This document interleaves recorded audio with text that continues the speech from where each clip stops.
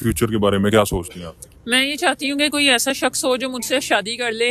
उसकी कोई भी उम्र हो, कोई भी डिमांड हो, मुझे उससे कोई सरोकार नहीं। मेरी करोड़ों की जायदाद है, मैं सारी उसके नाम लगा दूंगी। अच्छा, तो अगर वो अपना कारोबार करना चाहे तो आप क्या क्या समझती हैं?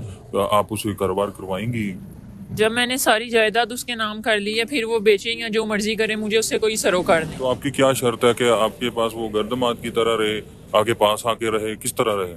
घर दमाद तो वो हो ही नहीं सकता। जब सारा घर और सारी जायदाद उसके नाम है तो वो सब उसका हुआ, वो घर दमाद तो नहीं ना हुआ। अस्सलाम वालेकुम नाजरीन, आज हमारे साथ माहिरा खान मौजूद हैं।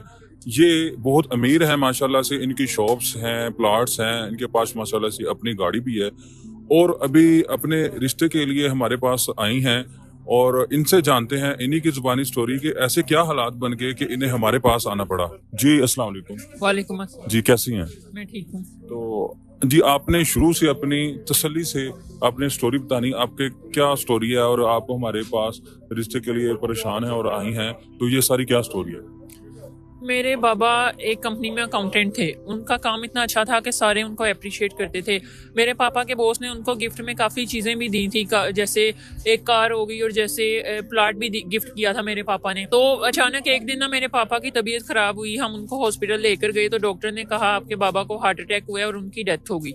जब उनकी डेथ हुई तो हम लोग बड़े परेशान हुए कि हमारे घर में अब कोई मर्द है नहीं, क्योंकि मेरे मामा और पापा की लव मैरिज थी।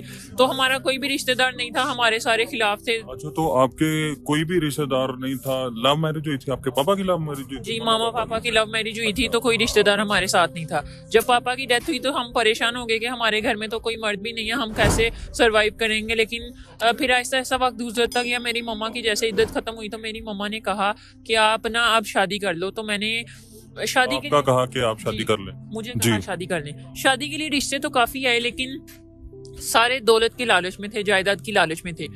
कोई इज्जत नहीं था करता, क्योंकि जिस घर में मर्द ना हो उनको उनको कोई इज्जत नहीं देता। मोहल्ले में भी ऐसा ही सारा सिस्टम था। और बाद में मेरे हम जब अकेले रहने लगे तो मेरे पापा के जो बॉस थे उन्होंने फ़ोन पे हमसे रब्ता किया और मैंने यही सोचा। वो मुझे बेटी कहते थे। मुझे ये लगना शुरू हो गया कि मेरा बाप जैसे कहीं गया नहीं, जिंदा है और आज भी मेरे सर पर है। वो हमारे घर आने आने लगे तो हम भी खुश हो गए कि चलो बाप की जगह मेरे बाबा मुझे लगता था कि जिंदा है। एक दिन मेरी मम्मा किसी काम से बाहर गई थी तो वो हमारे घर आए और उन्होंने ना कुछ मेरे साथ बदतमीजी शुरू की।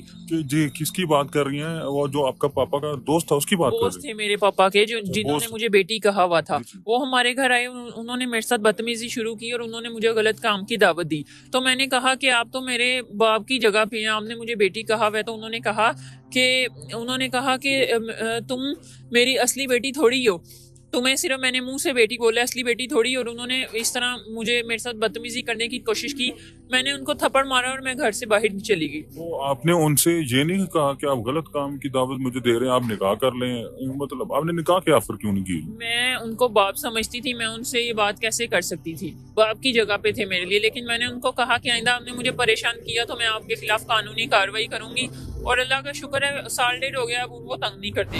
माशाल्लाह जी, इन्होंने उस वक्त में बड़ी हिम्मत दिखाई कि इन्होंने उन्हें धमकी दी। जो लड़कियां डर जाती हैं वो फिर फंस भी जाती हैं और बहुत ज्यादा आगे वाले मामला तो उनके बहुत खराब होते हैं। जी, तो फिर अभी आपका क्या इरादा है? क्या सोचा है अपनी लाइफ के बारे में, फ्यूचर के बारे में क्या सोचती हैं आप? मैं ये चाहती हूँ कि कोई ऐसा शख्स हो जो मुझसे शादी कर ले।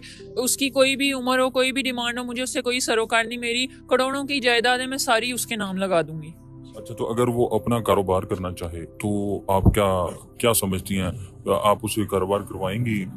जब मैंने सारी जायदाद उसके नाम कर ली है, फिर वो बेचे या जो मर्जी करे, मुझे उससे कोई सरोकार नहीं। तो आपकी क्या शर्त है कि आपके पास वो गर्दमाद की तरह रहे, आगे पास आके रहे, किस तरह रहे? घर दमाद तो वो हो ही नहीं सकता। जब सारा घर और सारी जायदाद उसके नाम है तो वो सब उसका हुआ, वो घर दमाद तो नहीं ना हुआ। हाँ बिल्कुल, जो घर भी सब कुछ, प्रॉपर्टी सब कुछ उसके नाम पर जो होना है, तो मैडम का कहना है कि वो कैसे फिर गर्दमाद हुआ? उसका तो अपना घर हुआ ना। कोई रिश्ते ढूंढे नहीं आपको? बाहर से कोई रिश्ते आए होंगे? आप काफी माशाल्लाह खूबसूरत हैं, अमीर हैं। रिश्ते काफी आए थे, लेकिन सब दौलत की लालच में थे। कोई भी इज्जत नहीं करता था। मुझे सिर्फ इज्जत चाहिए, जो कि माशरे में, जिस घर में मर्द ना हो उनको कोई इज्जत नहीं देता, जो कि माशरे में मिलती नहीं।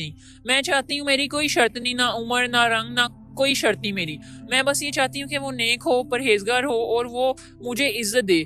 मेरी वालदा को इज्जत दे, मेरी वालदा को अपनी वालदा समझे और साथ निभाने वाला हो। हमारे प्लेटफॉर्म पर आने की आपकी ऐसी क्या वजह बनी कि आप हमारे प्लेटफॉर्म पर हैं? किसी बहुत सारे और भी लोग हैं, उनके पास आप क्यों नहीं गए? मैंने सुना था कि आप अच्छे रिश्ते करवाते हैं। मैंने काफ़ी मेरी दोस्त थी एक, आपको याद होगा, आपने ही उनका रिश्ता करवाया था, तो वो माशाल्लाह काफ़ी अपने घर में खुश ज़िंदगी बसर कर रही है इसलिए। माशाल्लाह काफी नेक दिल लोग हैं, रहमदिल लोग हैं। सारी दुनिया एक जैसी नहीं होती। बहुत अच्छे अच्छे हमारे पास रिश्ते आते हैं और इनके लिए भी अल्लाह ताला कोई अच्छा सबब लगाएगा। और आप में से कोई भी अगर इनसे रब्ता करना चाहता है, इनके लिए रब्ता करना चाहता है, इनके साथ रिश्ता करना चाहता है, अपनी ज़िंदगी आगे इनके साथ फ्यूचर में करना चाहता है, तो आप हमारे साथ रब्ता कर सकते हैं। मज़ीद कुछ कहना चाहें आप? नहीं। जी, तो फिर इसी के साथ ही हम इस वीडियो को यहीं पर एंड करते हैं। नेक्स्ट वीडियो तक इंतज़ार कीजिएगा। अल्लाह हाफ़िज़।